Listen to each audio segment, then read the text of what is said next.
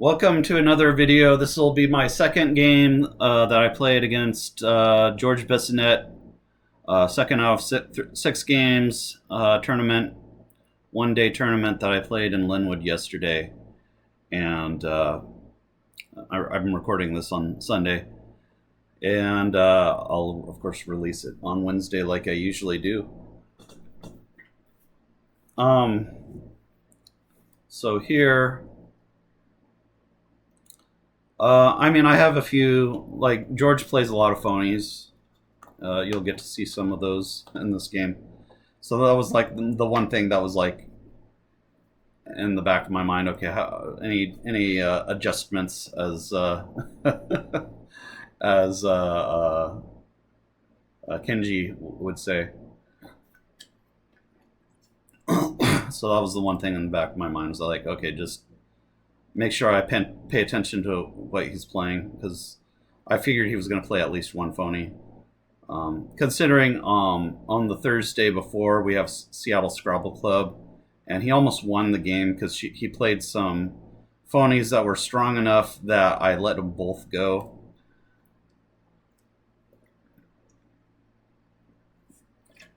Some of his phonies are better than others, as you'll see in this game. I'm sorry. The phonies were not, as phonies goes, that they weren't as strong of phonies as he usually plays. Some of his phonies are pretty good, though.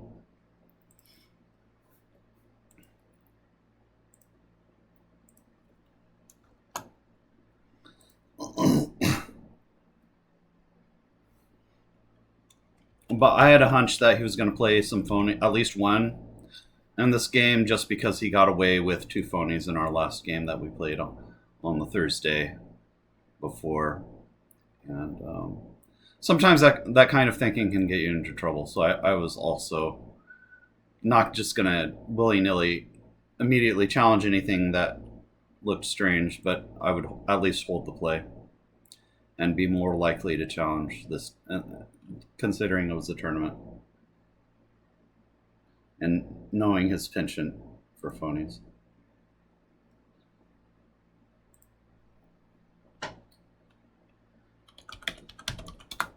So I don't think there's anything in here. It likes Virile, which I think is actually better than what I played. I played Viler. The problem with Viler is it has an E-hook. I stupidly thought that maybe he wouldn't know the E-hook, or he would just, even if he had seen the E-hook, that he would have forgotten about it. I know against Will Anderson, played a game on stream against, which is very surprising. He played against Wellington, and Violer was on the board, and he just totally missed the E-hook to Violer. So I thought, well, if Will Anderson can miss it, maybe George will miss it, at least for one move. So Violer came down. Usually you have to play quite a few games to see that Violer Eviler hook. But yeah, I ended up with egg on my face because he plays bounces. He actually had obscure. But he plays bounces, which isn't a whole lot worse. It's 5 points worse. And so he was going to get bounces anyway, but he scores a little bit more points. The one good thing about this play is, even though he spots the Eviler hook, it's not like he wouldn't have bingoed anyway, and also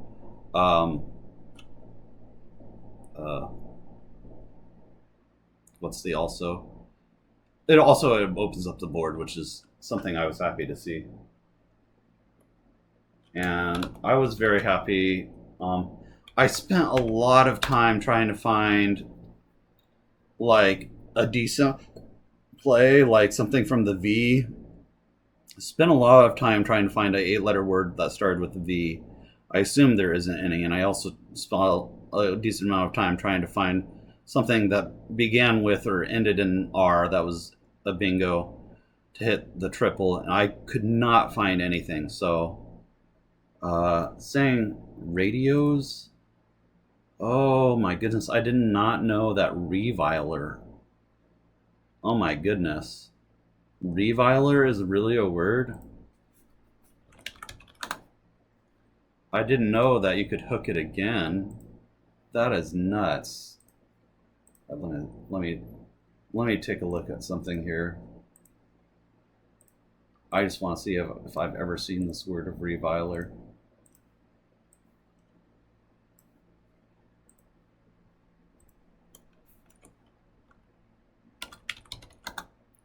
I've seen it, but it's all the way down here.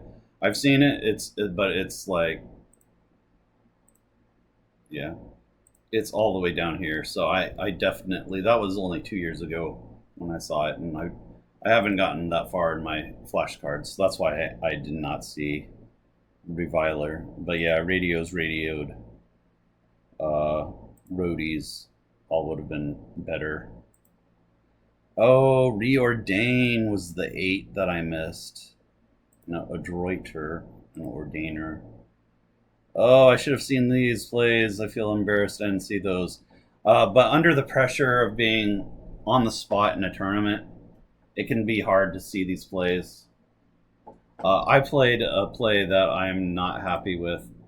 Was there anything from the V? I spent so much time assuming that there was something from the V, but that S does block it partially, so I can't play something that begins with VE. So here I'll for you guys. Oh, there isn't even a single word that begins, because it has to begin with a V. There's not a single word that begins with a V. Okay. And I assume there isn't anything that double doubles either, because that would be just too many vowels. Okay. Anyway, I wasn't happy with this, but by this point I had wasted way too much time. I don't know exactly how much time I wasted, but it was like an absurd amount of time to spend on a play so early in the game.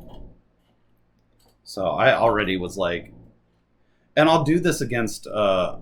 He plays really fast, and I'll do this against George, where I end up screwing myself because I spend way too much time thinking about these type of moves.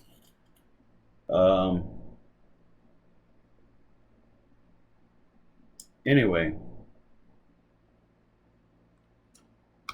he plays Okiest.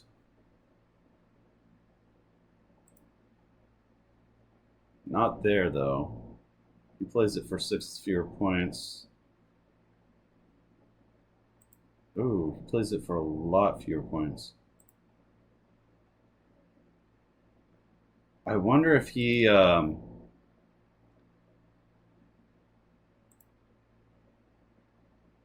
yeah, I mean that scores 84. That's huge. So to make a play that's 18 points less, that's surprising. I wonder what his thinking was here. I don't know. Was he just worried about opening the triple? That's too many points to sacrifice. I don't know why he would pass up the 84 point plays. This is the one I'm confused about. Anyway, Okiest comes down.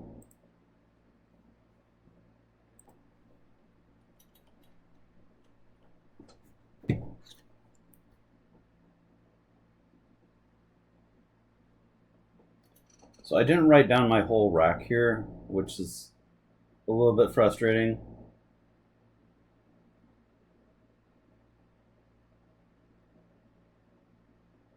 I know what 6 of my letters were, but I don't know what the last one is.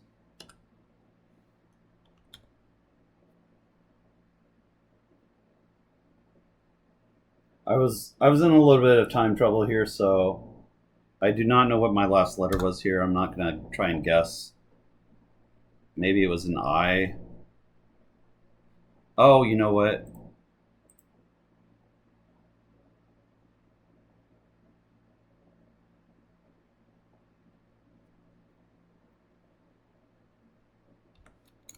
I think this was my rack. Yeah. So I could play 20 or I could play 20. Actually, I don't know that I had a T. I probably didn't have a T here. I don't know what my last rack was. But I did have Tweenie, and I did play it. He didn't hold. That's kind of a weird word, tweenie. I think that's just a tween. Oh, it's housemaid. Okay.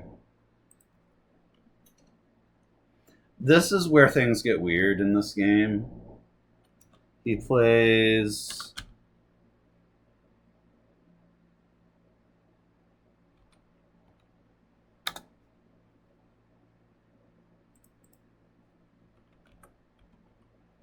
He must have had a lot of vowels. And he plays Ariole. So this is obviously a misspelling of Ariole. I held for like... So when I saw this play, I was like, okay, this is 100% phony, but I just held anyway for like a few seconds just because sometimes when I see a play, I'm like, it's 100% phony. I still need to like hold it for at least a few seconds just to like confirm in my brain that it's phony. So I held for a few seconds, realized that, yeah, I still think this is 100% phony. So then I challenged it off. That was a weird one because I mean obviously that would be a very useful vowel dump if it was good. So I just like I had to like do a sanity check in my brain because I just get so nervous about challenging anything. But anyway, in this case it was pretty easy to challenge that one. Ooh, galleried. That is so fun. Alright, I probably don't have that one because it's a 9. It's not an inflection of anything. Well, I mean, it probably is, but it's not. I didn't even know that gallery was... Is galleried a verb or is that an adjective? So yeah, gallery is a verb. So you can do gallerying. It's a weird. I'll write that one down too.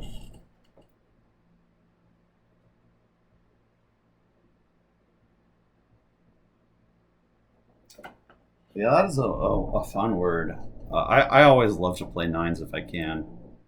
I'll sometimes even do it to my detriment, but dragline was the other thing I missed. I figured I had something here, but I was really kind of... I saw that I had glared, and that was... I thought maybe he would challenge it because it's kind of a weird looking word. I also had gloried. Okay. Yeah, I could see it saying that gloried is better just because it's a little bit low on vowels. And he just indicated that he has a lot of vowels on his rack, so we're getting low on the vowels here. So I can see why gloried. Do I even know that word, gloried? No, I don't. So I can't fault myself for not playing gloried when I didn't even know the word. So yeah, I definitely know I should have been able to find dragline. I knew the word, but finding it would have required probably taking a lot more time. I was looking for ing words, which obviously there are none, and I did not think of looking for words ending in line. If I did, I would have found it. But anyway, I think I was getting a little bit low on time, and it's a little bit dangerous to get low on time against George Bissonnette, I know from experience. So I felt glared doubling, getting a small lead here, and knowing that he has too many vowels, I felt pretty good about it.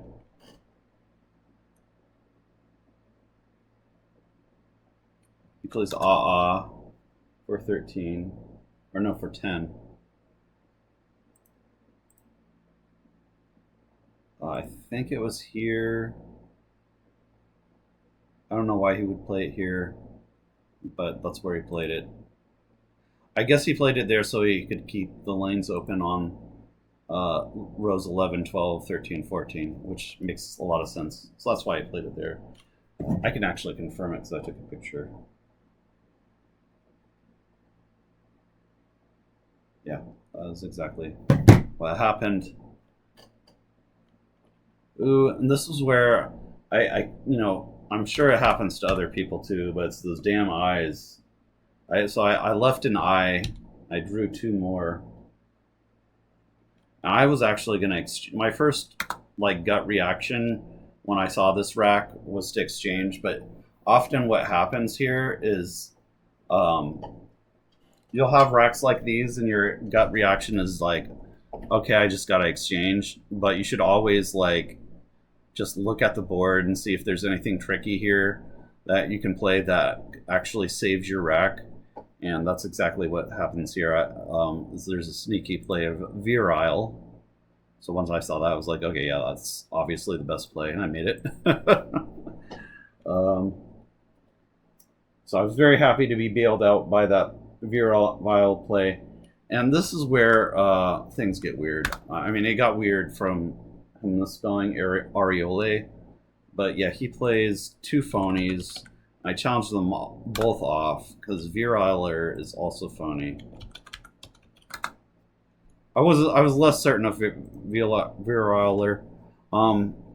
If your opponent ever plays something where you're not 100% sure on either one of two words that gets formed, you should. I think you should almost always. I mean, obviously, there's going to be edge cases. I'm sure Josh Sokol would tell me that, but almost always you want to challenge both plays if you're not 100% sure on either one, because what that does is that okay, you're not going to know which play is phony, but also your opponent's not going to know, and your opponent not knowing is probably more valuable because often what happens is that your opponent gets in his own head and wants to redeem himself and be like, oh yeah, I'm sure that this play out of these two plays that I made, at least this one was good, and then he'll probably try to do the same hook again.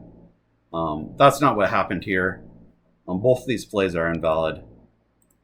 I challenged them both, and I at least knew enough to not try the R hook on Virile on his next play. But I think at this point in the game, I think I'm pretty much just winning. But I mean, I guess not, because the score is close enough that he could still come back. But I have this huge play of Ween here for 49. So that was why this was winning, was that I knew I had this play that scored 49, and now I'm winning because that is like an 80 point. Now I have an 80 point lead, and that's just going to be too much for him to overcome. Realistically, he does have a nice comeback here, though. He plays Frey.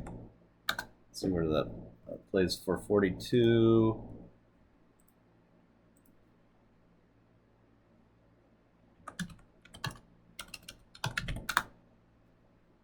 Okay, I didn't play anything fancy like Chuffa or Fishu. I just played Finch.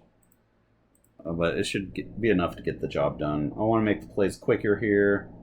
He plays Quote for 28. So it plays for 28 in two places, so I have to see which one. Okay, so he plays it here.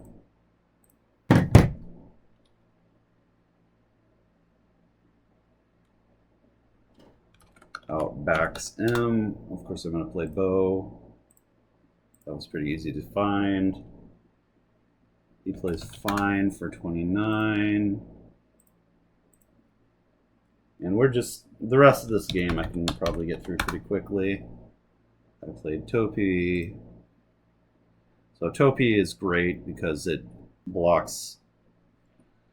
It scores a lot and it blocks the remaining bingo lane, which is to the E. And it also blocks both remaining bingo. It blocks the bingo lane to the E on row 11, and it blocks the more marginal bingo lane on row 14. So there's like just no way for him to come back after Topi. I was quite happy with my being able to find it. It took me a few moments to find that. Amino comes down.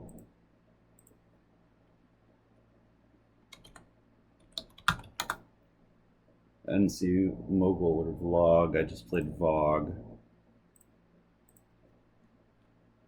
At this point, I can start playing quicker and just get the game over with because there's just no way for him to come back. Jot comes down for 35.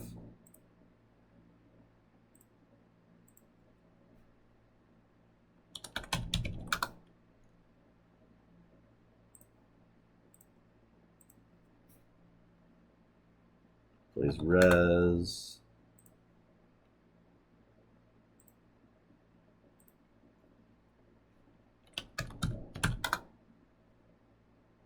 So he has all vowels. I mean, all consonants. So the game's over. But, you know, I had enough time to at least try to figure out what the best way to proceed here. I actually was pretty low on time, actually. So I wasn't like in dire straits on time. I had like at 2 minutes or something, but it was, after a while, I couldn't really find the best play here, and I just played Melt for 15.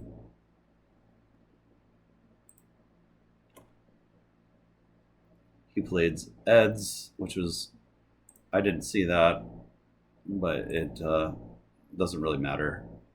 And I just played Neg for 8.